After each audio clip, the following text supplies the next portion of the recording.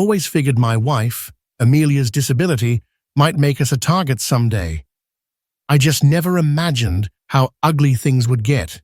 When the HOA president, that viper, had Amelia's wheelchair chained to our porch, she probably thought she'd broken us. Little did she know, Amelia's single phone call would bring the governor herself right to our doorstep. I often wonder about the looks on their faces when they realized the disabled woman they'd been tormenting was about to single-handedly rewrite the laws they'd been twisting for their own profit. It's a wild story, and I'd love to hear where you're watching from. Leave a comment below. It all started innocently enough. I was unpacking kitchen boxes, the scent of cardboard and bubble wrap still thick in the air. We'd only been in our new Pinecrest Gardens home for 4 days, and I was already feeling a sense of unease. 3 sharp, insistent raps on the door made me jump. I wasn't expecting anyone.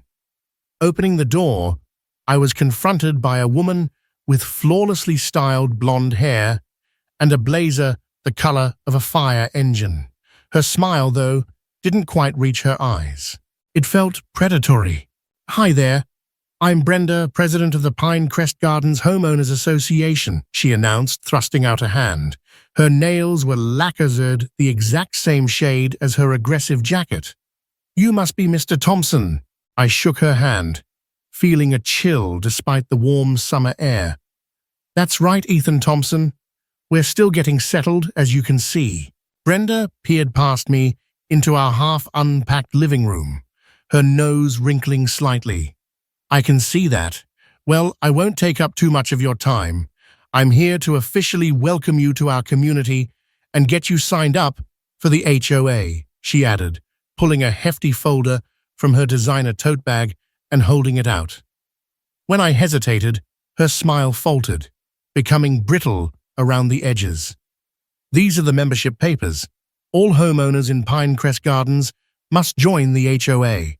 It's mandatory." I frowned, a knot tightening in my stomach. Mandatory? Our realtor never mentioned that. There was nothing in our closing documents about an HOA. Brenda's smile tightened, the corners of her lips pulling down. "It's a recent rule change, voted on by the board just last month. The monthly fee is a mere $350. "Freefin," I blurted out, unable to hide my shock. "That seems incredibly steep. It covers landscaping, community events, and property value protection," she interjected, her voice taking on a steely edge. "Our neighborhood has the highest home values in the county precisely because of our strict standards." Just then, I heard the gentle whir of Amelia's motorized wheelchair approaching from the hallway. "Ethan, who is it?" she called, her voice warm and curious. Amelia rolled up beside me. Her long, dark hair was pulled back in a simple ponytail, her face showing the fatigue of the move, but her eyes sparkled with an innate kindness. Brenda's eyes widened momentarily at the sight of Amelia's wheelchair. Her gaze dropped to the chair, then lingered on Amelia's legs, covered by a light blanket despite the summer heat. The scrutiny felt violating. "This is Brenda from the HOA," I explained to Amelia. "She says we need to join." Amelia offered a genuine smile. "Nice to meet you. We're so excited to be here. The single-level layout and wide doorways are absolutely perfect for my needs." Jeez. Brenda's eyes darted to our front entrance, where we'd installed a small, unobtrusive ramp over the single step. Her lips pressed into a thin, disapproving line. "About that," she began slowly, her voice dripping with false concern. "Any exterior modifications require pre-approval from the architectural committee. I don't see any approval forms for that ramp. We just installed it yesterday," I explained, feeling my defenses rise. "We needed it for Amelia to enter and exit the house safely." "Well, you'll need to submit formal paperwork. The committee meets monthly to review requests," Brenda declared, pulling yet another form from her overflowing folder. And speaking of modifications, I notice your mailbox isn't the standard model and your house numbers aren't the approved font or size. Amelia's smile finally faded. We haven't had time to replace those yet. I understand, Brenda said, in a tone that clearly suggested she didn't understand at all. But we have standards here. That's why our community looks so pristine. A knot of dread was forming in my stomach. We were on a fixed income, and with Amelia's ongoing medical expenses, an extra $350 a month would be a crippling burden. Brenda's face hardened. Rules are rules, Mr. Thompson. I'm afraid there are no exceptions. Can I review these documents first? I asked, finally taking the folder. It felt heavy, laden with unspoken threats. Of course, you have 1 week to submit your membership application and fees, she instructed, handing me her business card. The cardstock was thick, expensive. Call me if you have any questions. As she turned to leave, her gaze lingered on Amelia's wheelchair ramp, a calculating glint in her eyes. And do get that approval paperwork in for the ramp. We wouldn't want to issue a violation notice to our new neighbors. After she left, Amelia wheeled back into the living room, her usual optimism visibly dampened. This doesn't feel right, Ethan, she said, her voice laced with unease. Yeah, I agreed, flipping through the thick folder of HOA regulations. $350 a month is outrageous. And look at these rules. Specific plants we can grow, approved paint colors, even guidelines about when we can put out our trash cans. It's insane. Maybe it won't be so bad, Amelia offered, ever the optimist. Communities with standards can be nice. I wasn't so sure. Something about Brenda's reaction to Amelia's wheelchair, the barely concealed disdain, had set off alarm bells in my head. I'd chosen this house specifically because it could be easily modified for Amelia's needs as her multiple sclerosis progressed. Now, I felt a creeping sense of dread. That night, sleep evaded me. I tossed and turned, haunted by Brenda's veiled threats and the predatory way she'd looked at Amelia's wheelchair. At 2 a.m., I finally gave up. I got out of bed and started searching online for information about the Pinecrest Gardens HOA. A local news article from 6 months prior caught my eye. Pinecrest Gardens, residents challenge new HOA formation. My heart started to pound. I read on, learning that several homeowners had protested the creation of the HOA, claiming they'd never agreed to it when purchasing their homes. Further searching led me to a community forum, a digital haven for disgruntled residents. Complaints about sudden rule changes and aggressive enforcement were rampant. One post, in particular, sent a shiver down my spine. They targeted Mrs. Davison, that sweet 80-year-old widow, until she couldn't take it anymore and sold her house for way under market value. They're vultures. Had we just moved into a neighborhood run by a power-hungry HOA president? And how could an HOA suddenly become mandatory for existing homeowners? The questions swirled in my mind, a growing sense of injustice fueling my research. I dug deeper, delving into county records online. The HOA had only been officially registered 9 months ago, meaning it had been formed after many homes, including ours, had been purchased. By morning, I had a stack of printouts and a growing sense of outrage. Over breakfast, I showed Amelia my findings. "Ethan, this is terrifying," she said, her voice shaking as she reviewed the documents. "They can't force existing homeowners to join an HOA that didn't exist when they bought their property. That's illegal." "That's what I thought," I said, feeling a surge of righteous anger. "I'm going to call our realtor and the title company today. We need to fight this." Amelia reached across the table and squeezed my hand. "Let's not jump to conclusions," she said, her gentle optimism a soothing balm on my frayed nerves. "Maybe there's a misunderstanding." Her kindness was one of the many reasons I loved her. But as I watched her struggle slightly to maneuver her wheelchair around our kitchen island, an island we planned to modify for better accessibility, I worried about the battles that lay ahead. We were in for a fight, and I had a sinking feeling it was going to be brutal. A week later, Brenda returned. Her red blazer had been replaced with a crisp navy suit, but the predatory glint in her eyes remained. Her smile vanished when I told her we wouldn't be joining the HOA. I have consulted with our realtor and a property lawyer, I explained, keeping my voice calm and steady. Since the HOA was formed after we purchased our home, we cannot be compelled to join. Brenda's face flushed crimson. I think you'll find that's incorrect, she spat. The HOA has jurisdiction over all properties in Pinecrest Gardens. Not according to state law, I replied, holding my ground. I could feel my heart hammering in my chest, but I refused to back down. She stared at me for a long, tense moment. Her eyes filled with a cold fury. You're making a mistake, Mr. Thompson, a big one. As she stalked back to her luxury SUV, parked brazenly in our driveway, I noticed her taking pictures of our front yard with her phone.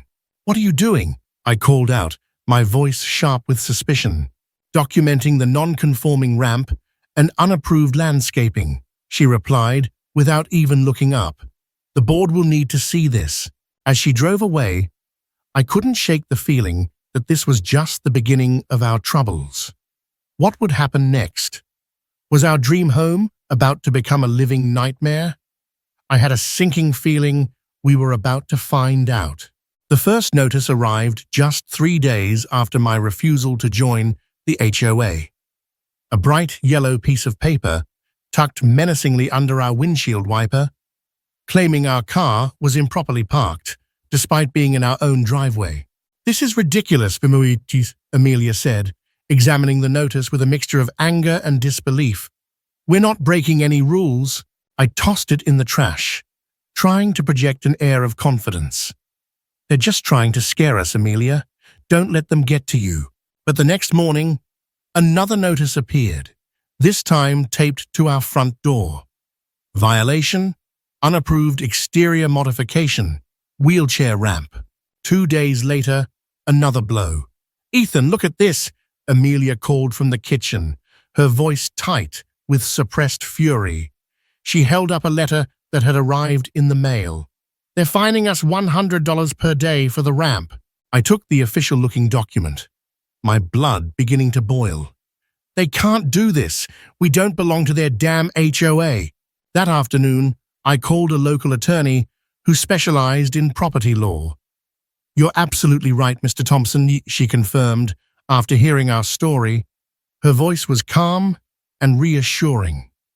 They cannot force you to join an HOA that was created after you purchased your property, and they certainly cannot fine you for modifications needed for disability access.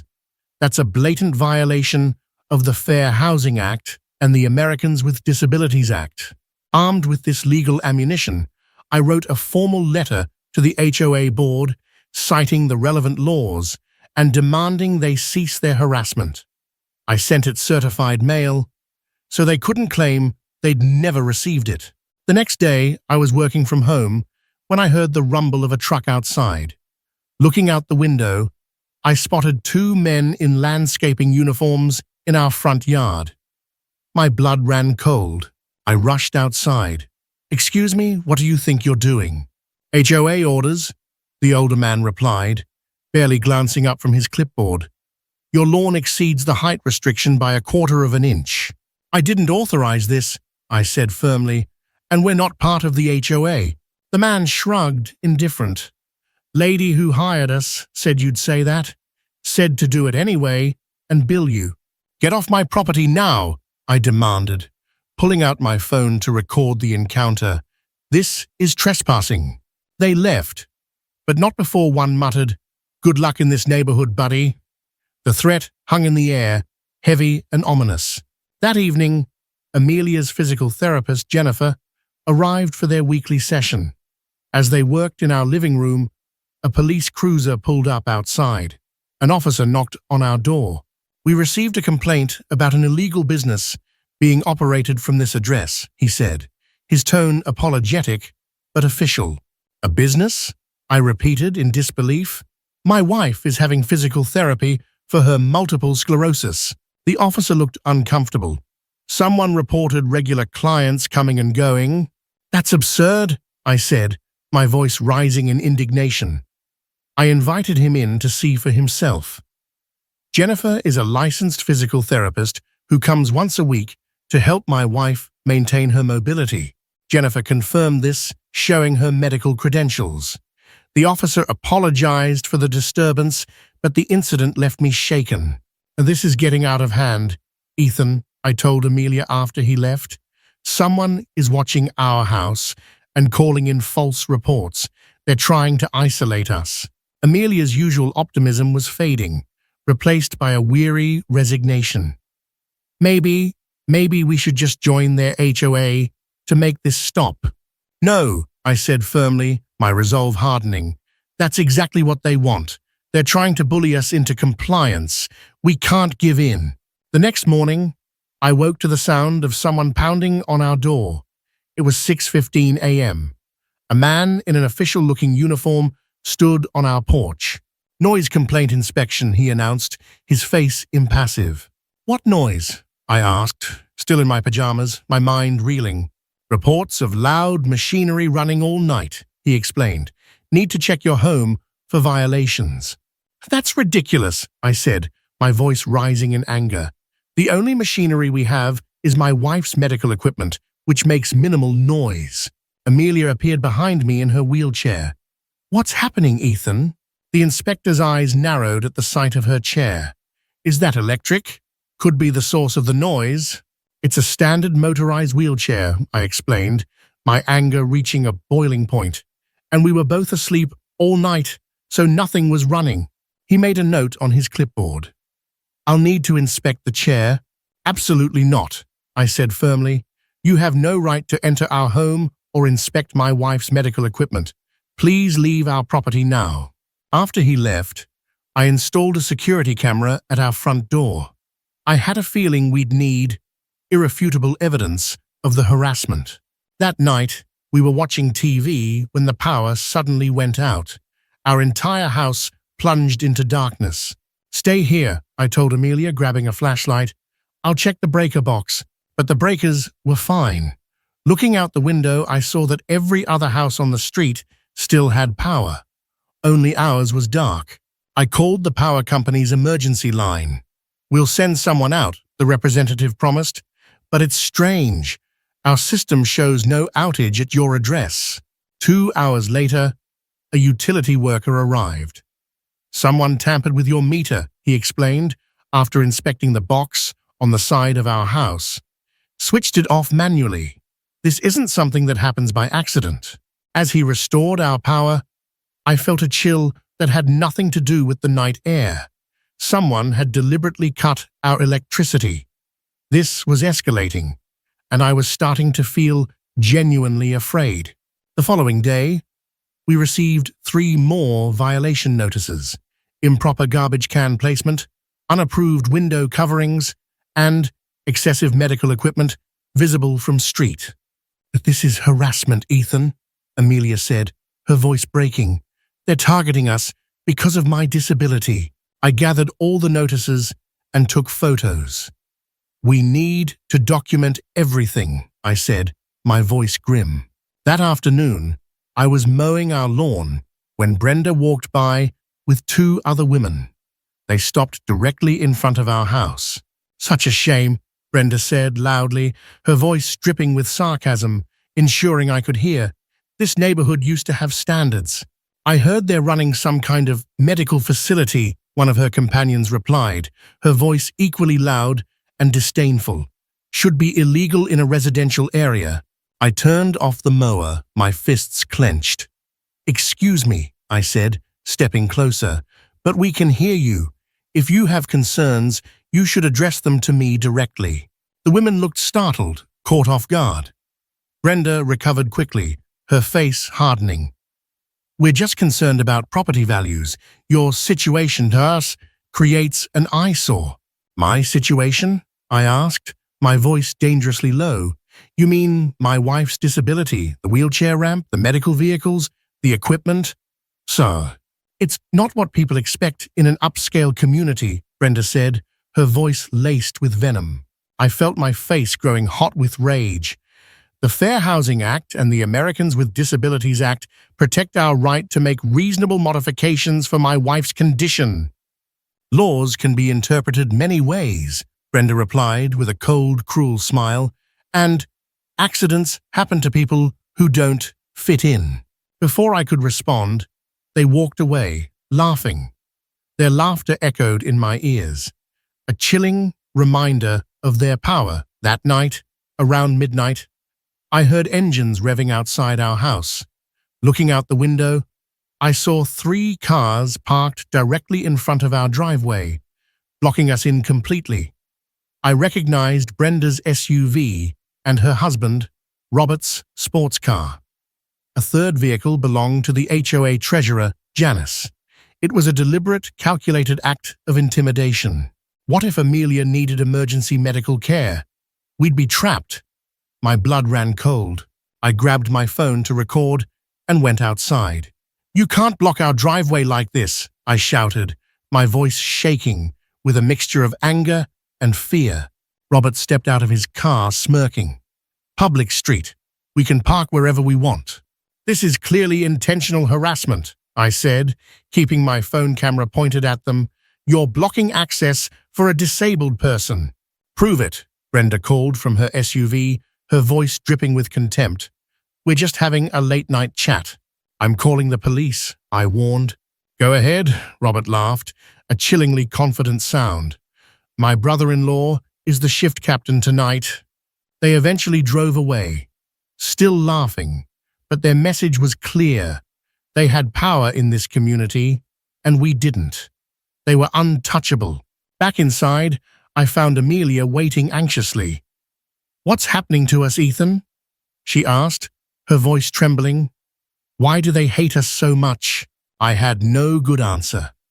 But as I held my wife's trembling hand, I made a silent promise.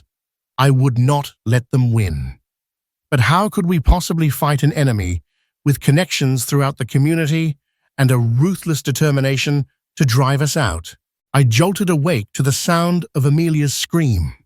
My heart leaped into my throat as I sprinted to our front porch, still in my pajamas. The sight before me stopped me cold. Amelia sat in her wheelchair, tears streaming down her face, unable to move. A thick metal chain, secured with a heavy padlock, was wrapped around her wheelchair and our porch railing. "Ethan, I can't move. Someone did this while I was watching the sunrise," Amelia sobbed, her hands trembling as she tried to free herself. A bright orange paper was taped to her wheelchair. "Violation, unapproved ramp and porch modifications. Contact HOA immediately to resolve all violations, subject to $500 daily fine." "Those monsters," I whispered, my blood boiling with a rage I'd never felt before. "Don't worry, I'll get you free." I rushed to the garage for my bolt cutters, calling Amelia's name to keep her calm, my hands shaking with fury. Our elderly neighbor, Mr. Henderson, shuffled over from next door, his face etched with concern. "What in God's name?" Mr. Henderson gasped, his voice trembling. "Who would do such a thing?" "The HOA," I said grimly, snapping the chain with a satisfying crack. I'd caught it all on camera. Our doorbell security camera had recorded everything. At 5:43 a.m., Brenda, along with 2 other HOA board members, Karen and Margaret, had crept onto our property. The video clearly showed them chaining my wife's wheelchair while she slept inside.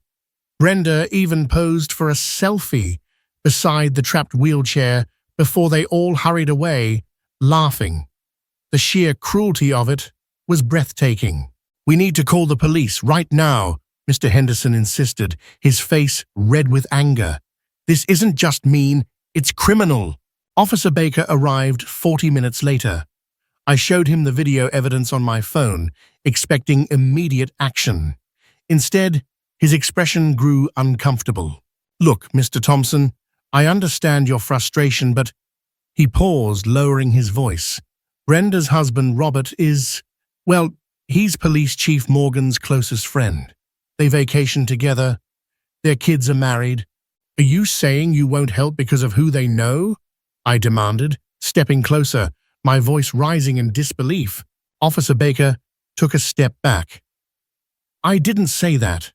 I'm just suggesting you try to work this out without involving law enforcement. These neighborhood disputes can get messy." "Neighborhood dispute?" Amelia wheeled herself forward, her voice surprisingly steady despite her red-rimmed eyes. "They physically restrained a disabled person. That's false imprisonment and a hate crime." Officer Baker glanced between us, then at his watch. "I'll file a report, but don't expect much. Maybe consider joining their HOA. Might be easier in the long run." As his patrol car disappeared down our street, our neighbors began to gather. Most looked horrified when they saw our video.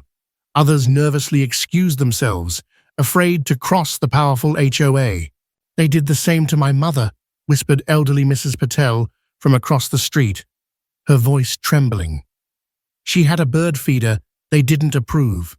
They cut it down and left the pieces on her walkway. She fell and broke her hip, sold her house to Brenda's brother for half its value the next month." Similar stories emerged from other neighbors. The Johnsons had their children's basketball hoop cut down.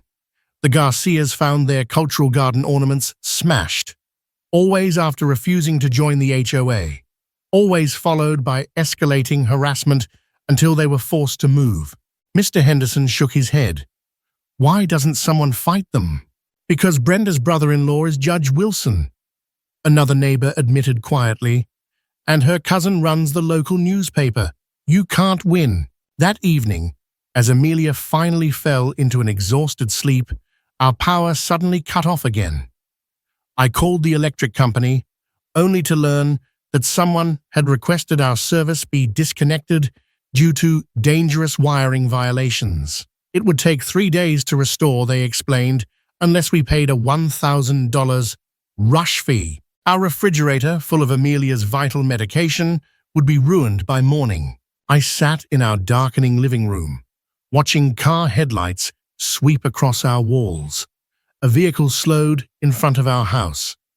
Through the blinds, I spotted Brenda herself, taking photos of our darkened home with a satisfied smirk. As she drove away, I made a decision. If the system wouldn't protect us, I'd have to find another way. I grabbed my laptop, powered it from our car battery, and began researching, driven by a desperate need for justice. I dug through every public record I could find on Brenda and the Pinecrest Gardens HOA. What I discovered in those dark hours would turn our nightmare into something much bigger than a fight over property rights. Because sometimes the people who think they hold all the power have the most to hide. And I was about to uncover all their dirty secrets. I hadn't slept in 36 hours. My eyes burned from staring at my laptop screen in our pitch-dark house. Using my phone as a hotspot and our car battery to power my computer, I meticulously combed through every public record I could find on Brenda and the Pinecrest Gardens HOA. "Ethan?" Amelia called weakly from the bedroom. "Are you still up?"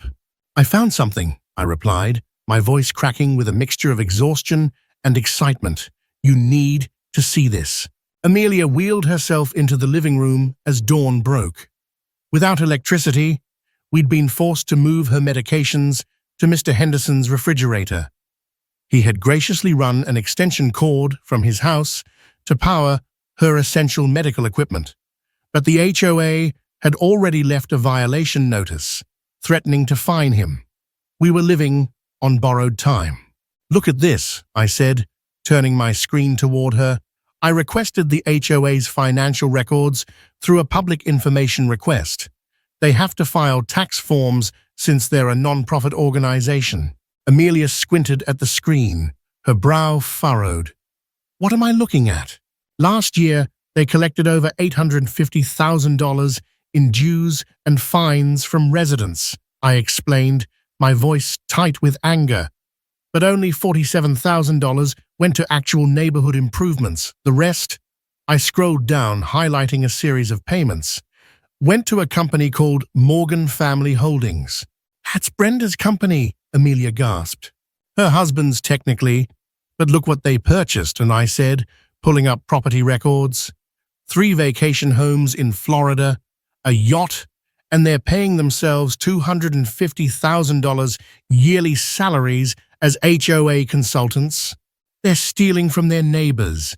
Amelia's face was pale with shock and disgust. Can we prove this is illegal? It gets worse, I said, showing her another document. The HOA was never properly registered with the state. The paperwork they filed 5 years ago was rejected due to missing signatures from 30% of homeowners. They've been operating illegally this entire time. They can't enforce rules if they don't legally exist, Amelia whispered, her eyes wide with disbelief. Exactly, but here's the real scam, I said, opening a map of our neighborhood with color-coded properties. Every red dot is a home purchased before the HOA formed. Every blue dot is a home that was harassed until they sold, all to Morgan Development Group, Brenda's brother's company. Yes, Amelia exclaimed, her voice rising with understanding. They're systematically forcing out original homeowners who never agreed to HOA rules. They target the elderly, disabled, or financially vulnerable first, create impossible situations, then swoop in with lowball offers when people get desperate. Amelia stared at the map, counting the dots, her expression hardening with each one. That's over 40 homes in 5 years, and they've made millions flipping the properties with fancy upgrades. I switched to a spreadsheet. They buy at 30% below market value, add cosmetic improvements, then sell to people willing to pay a premium for an exclusive community with strong HOA protection. It's a racket. A car drove slowly past our house. We froze, waiting until it passed before continuing. The constant threat was exhausting. What can we do? Amelia asked, her voice laced with a desperate plea. Go to the media? I suggested, then immediately dismissed the idea. Brenda's cousin owns the local newspaper, and her brother-in-law is a judge. We need someone outside their influence. Amelia wheeled herself to the bookshelf and pulled down a dusty photo album. I might have an idea, she said, her voice hesitant but gaining strength. She flipped through pages, documenting her life before multiple sclerosis changed everything. Amelia had been a rising star in state government, a lawyer specializing in housing rights before her diagnosis forced an early retirement. Here, she said, pointing to a photo I'd never seen before. In the picture, Amelia stood smiling beside a familiar face, current state governor Elizabeth Reynolds. They wore graduation caps and gowns, arms linked together, radiating youthful optimism. You know the governor? I asked, stunned. We were roommates through law school. Best friends for years, Amelia said, her fingers tracing the photo with a wistful tenderness. We worked on the Housing Rights Commission together before my MS diagnosis. We lost touch after I got sick. I was ashamed to reach out once I couldn't work anymore. Amelia, this could change everything for us, I exclaimed, my heart pounding with renewed hope. The governor could. A rock crashed through our front window, sending glass shards flying across the room. Amelia screamed as I pulled her away from the danger. Attached to the rock was a note. Last warning, join or leave. Outside, Brenda stood on our lawn with 5 HOA board members in broad daylight, not even bothering to hide their intimidation. "You have 48 hours to sign membership papers or face consequences," Brenda shouted, her voice dripping with malice. "You're breaking multiple laws right now," I retorted, stepping onto our porch, phone recording, "trespassing, vandalism, harassment. Who's going to stop us?" Brenda laughed, a chillingly confident sound. "Your friends at the police department? Good luck with that." As they walked away, Robert called back, "By the way, your wheelchair ramp will be removed tomorrow. HOA regulations don't allow permanent structures without approval." When they were gone, I turned to Amelia, trembling with anger. "They're going to strand you inside our house." Amelia looked at the photo of her and Governor Reynolds one more time, then reached for her phone with determined hands. "It's time to call Beth," she said quietly, "and tell her exactly what's happening in Pinecrest Gardens." I watched as Amelia dialed a number she still knew by heart. Her hands shook, but her voice was steady when someone answered. "Hello, this is Amelia Thompson. I need to speak with Governor Reynolds about a housing crisis involving systematic discrimination against disabled residents." "Yes, it's urgent, yes. She'll remember me." As Amelia waited to be connected, I noticed something strange happening outside. 3 black SUVs with tinted windows had just turned onto our street, moving slowly toward our house. Who had arrived? Help or more trouble? Within minutes, we would know if our desperate gamble would save us or cost us everything. "Are you sure about this?" I asked Amelia as she finished her email to Governor Reynolds, detailing our ordeal with the HOA. "No," Amelia admitted, her voice barely a whisper, "but we're out of options." I paced our living room, unable to sit still. My stomach was knotted with worry. What if the governor didn't remember Amelia? What if she ignored our plea? I glanced at my wife, her fingers tapping nervously on her wheelchair armrest as we waited. The ping of an incoming email made us both jump. Amelia's hands trembled as she opened it. "Oh my God," she whispered, her voice breaking with a mixture of relief and disbelief. She answered already." I rushed to her side, reading over her shoulder. Not only had Governor Reynolds remembered Amelia, but she wanted to meet us. Tomorrow, at our house. This can't be real," I said, my voice shaking. Amelia looked up at me, tears welling in her eyes. "It is. Beth always kept her promises." That night, we barely slept. I kept checking the windows, worried Brenda or her minions might be watching. By morning, dark circles lined both our eyes, but a fierce determination kept us going. At exactly 9 a.m., an unmarked black SUV pulled into our driveway. 2 men in suits scanned our property before a woman stepped out. Governor Elizabeth Reynolds herself, dressed in casual clothes to avoid attention. "Amelia Taylor," she said, embracing my wife with genuine warmth, "I've missed you." For the next hour, we showed the governor everything. Videos of the wheelchair chaining, copies of the fake violation notices, photos of the HOA members blocking our driveway, and all the evidence of harassment we'd meticulously documented. "This isn't just mean-spirited," Governor Reynolds said, her face darkening as she reviewed our documents. "It's criminal." She made a phone call, speaking in hushed tones. Within 30 minutes, 2 plainclothes state investigators arrived, followed by a tech team. "We've been building a case against corrupt housing authorities for months," the governor explained. "Your situation could break it wide open.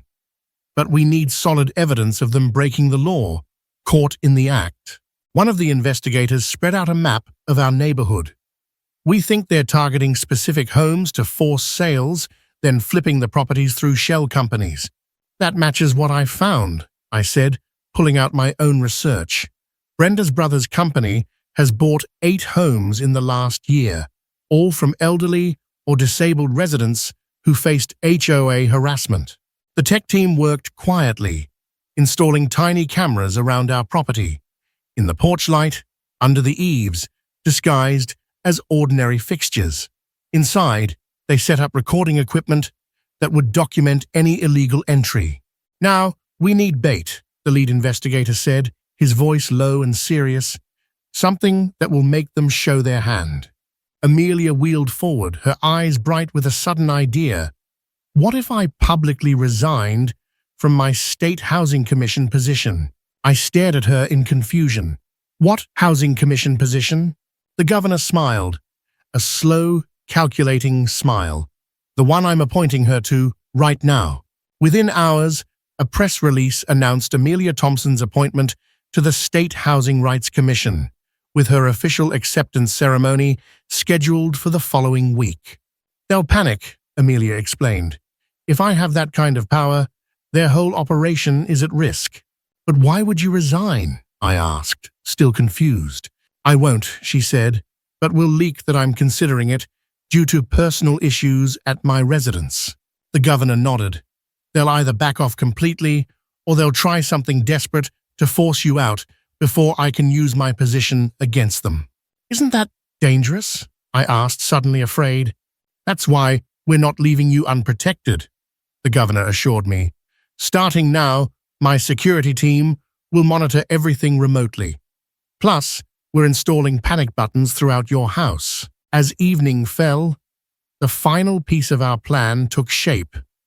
A formal letter to the HOA, printed on official state letterhead, stating that we were considering options regarding recent accessibility violations and harassment. Send it by certified mail tomorrow, the investigator instructed. Make sure Brenda has to sign for it personally. That night, as the security team left and the governor's SUV disappeared down our street, I helped Amelia into bed. What if this doesn't work? I whispered in the darkness. Amelia reached for my hand, her grip surprisingly strong. It has to, she said, her voice firm. Because if it doesn't, how many other families will suffer what we've gone through? I lay awake long after Amelia fell asleep, jumping at every sound outside our windows, wondering what tomorrow would bring. Would Brenda take the bait? Or had we just painted an even bigger target on our backs? How far would they go to protect their scheme, now that a spotlight was about to shine on their activities? These questions swirled in my mind, a constant, nagging fear. I woke to the sound of car doors slamming. Grabbing my phone, I rushed to the window. 3 black SUVs blocked our driveway, a mirror image of the previous night's intimidation. But this time, it felt different, more menacing. My heart pounded as I spotted Brenda marching up our path with 5 men in suits. One carried a toolbox, a locksmith. "Sarah, they're here," I whispered urgently, helping my wife into her wheelchair. Amelia's face showed no fear, only a fierce determination. "Start recording," she said, pressing the panic button hidden under her wheelchair armrest. The doorbell rang, followed immediately by aggressive knocking. I checked our hidden camera feed on my phone. "All cameras working," I confirmed, my voice trembling slightly. I took a deep breath and opened the door, keeping the security chain on. "What do you want?" I asked, striving for a steady voice despite my racing heart. Brenda's smile was shark-like, predatory. "Emergency inspection.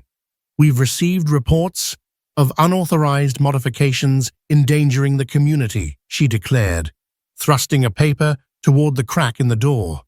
It was a blatant fabrication, a flimsy excuse. I pretended to read it, buying time while our emergency signal reached the governor's team.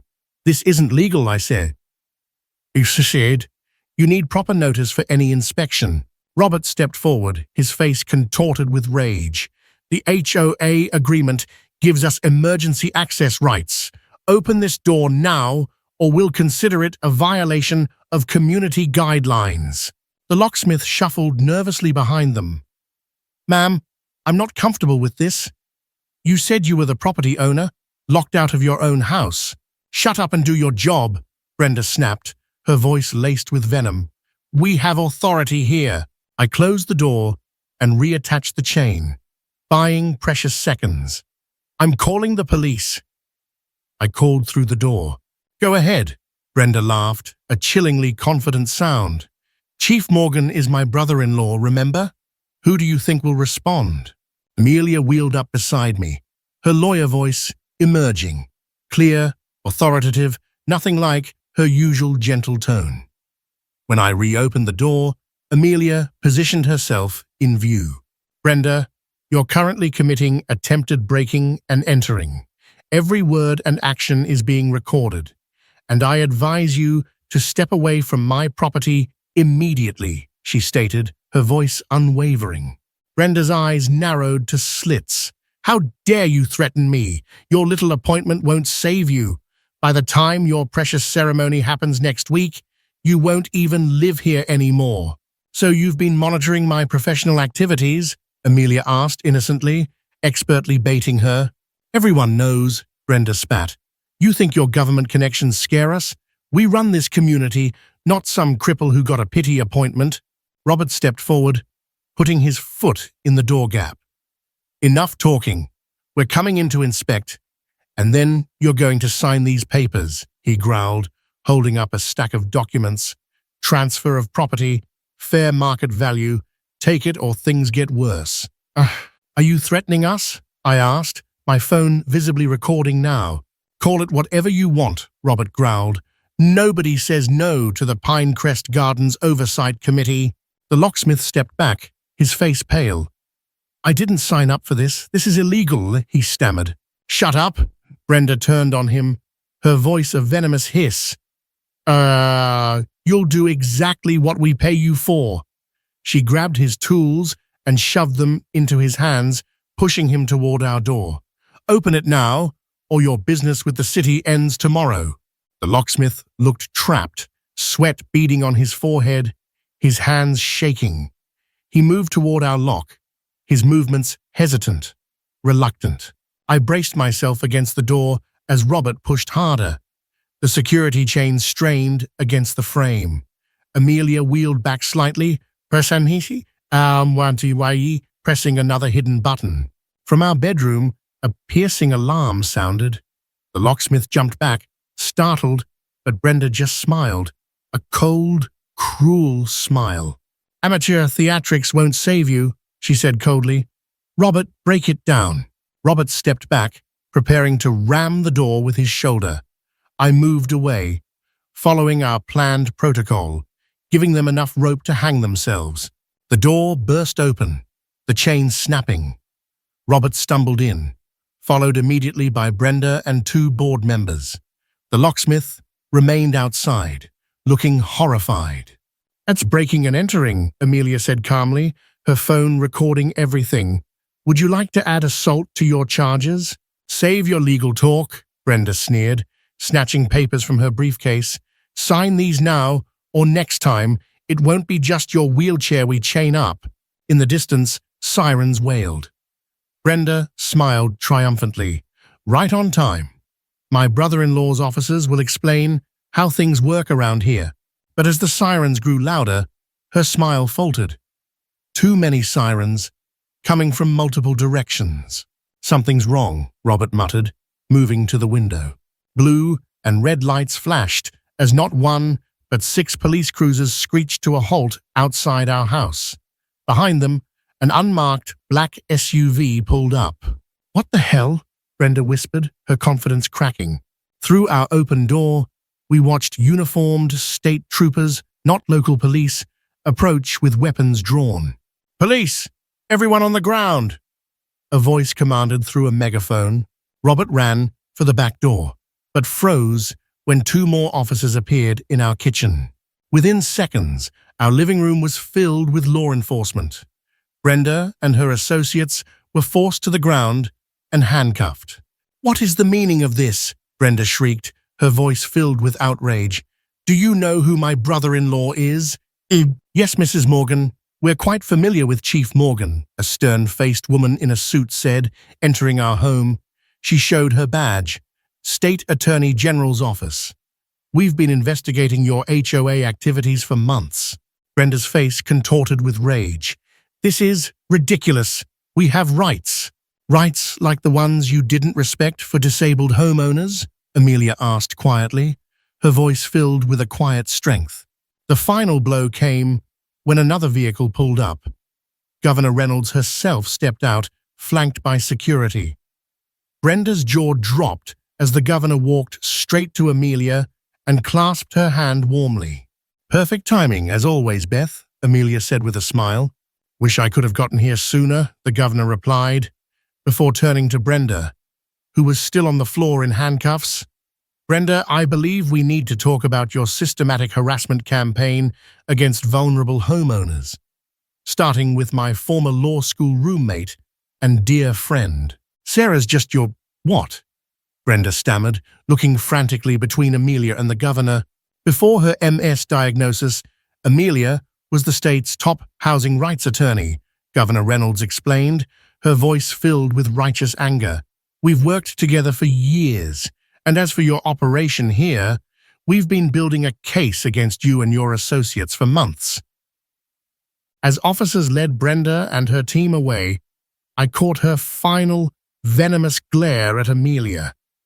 But something in her eyes had changed. For the first time since we'd met her, I saw fear. Genuine, unadulterated fear. The governor turned to Amelia. "Ready to make housing history again, counselor?" Amelia looked up at her old friend, tears in her eyes. "More ready than you know." I stood in our doorway, watching the police cars drive away, wondering how many other victims of Brenda's scheme were about to get justice. And more importantly, would this be enough to finally end the reign of corrupt HOAs that preyed on the vulnerable throughout our state? Cameras flashed as Brenda was led away in handcuffs, her perfect makeup streaked with tears. "You'll regret this," she screamed at Amelia. "Do you know who my husband is?" Governor Reynolds stepped between them. "I know exactly who he is, Mrs. Morgan, and he's next." I watched in amazement as news vans lined our street. Reporters thrust microphones toward us, hungry for details about the HOA that chained a disabled woman to her porch. The story spread like wildfire. "Amelia, they want a statement," I whispered, squeezing her hand. My brave wife wheeled forward, her voice steady despite her shaking hands. "Today isn't just about what happened to me. 17 families were bullied by these people because of age or disability. That stops now." The investigation moved fast. FBI agents found offshore accounts holding over $2 million in stolen HOA fees. They discovered Brenda's brother had bought 8 properties from elderly residents who sold after strange accidents damaged their homes. 3 days later, Robert was escorted from the police station, his badge and gun taken away. His fellow officers wouldn't look him in the eye as he passed. "My uncle is a lawyer," whispered our neighbor Ellie, who had been too afraid to help us before. "He says they could face up to 15 years in prison." Our phone rang constantly with calls from other victims. An elderly man who found dead animals in his yard after refusing to sell. A deaf couple whose fire alarms were tampered with. A veteran with PTSD who found threatening notes calling him damaged goods. "We should help them all," Amelia said one night, determination burning in her eyes. 1 month later, we sat in Governor Reynolds' office as she signed Executive Order 438, freezing all HOA fees statewide pending investigation. "It's a start," she told Amelia, "but we need stronger laws." Amelia nodded. "I want to help write them," the governor smiled. "I was hoping you'd say that. I never expected my quiet wife to become the face of a movement. But there she was, on television, rolling through the halls of the state capitol, meeting with lawmakers. Her MS sometimes left her exhausted, but nothing stopped her fierce drive for justice. Months passed. Brenda and 5 HOA board members pleaded guilty to avoid trial. The judge showed no mercy. "You preyed on those you saw as weak," he told them. 8 years minimum, no parole. Did you see Brenda's face? Amelia asked me later. She still couldn't believe I had the power to fight back. The new law was bold. No HOA could form without unanimous consent from all homeowners. Existing HOAs faced strict oversight, with criminal penalties for discrimination against disabled or elderly residents. They're calling it the Amelia Thompson Act, the governor told us at the signing ceremony. Rain fell gently as we returned home that evening. Our neighborhood looked different now. Rainbow flags and disability pride symbols appeared in windows. People waved and smiled as we passed. A moving truck stood across the street. A young couple helped their daughter, maybe 8 years old, maneuver her wheelchair down a ramp. The girl's face lit up, seeing another wheelchair user. "You live here too?" "I do," Amelia smiled, "and you're going to love it here." Later that night, I found Amelia looking at old pictures from before her diagnosis.